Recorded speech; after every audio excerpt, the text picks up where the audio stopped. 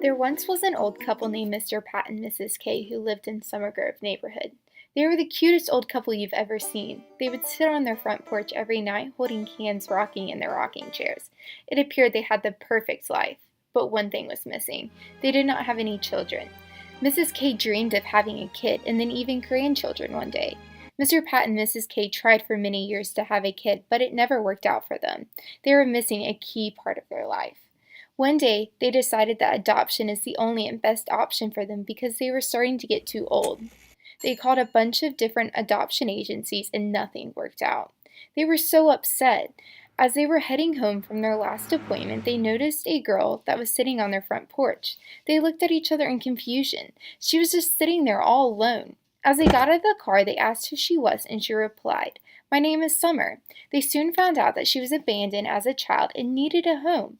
It was a miracle. This could be God's gift to Mr. Pat and Mrs. K. They always longed to have a child of their own. So Mr. Pat and Mrs. K took Summer in, and she was now their daughter that they never had. Everything was starting to come together perfectly. Summer was the missing piece to the family. Her new addition to the home made everyone so happy. Mr. Pat and Mrs. K finally found their happily ever life that they had been looking for. Life was perfect, but Mrs. K noticed that Summer never went out and she had no friends. Mrs. K told Summer that it was okay to go out. Summer insisted that she stay in and help her new parents out.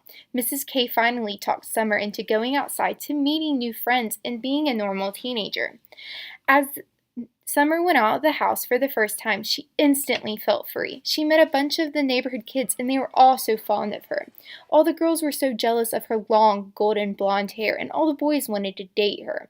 Everyone loved Summer. She fit in perfectly with her new group of friends. She instantly became close with one girl named Grace.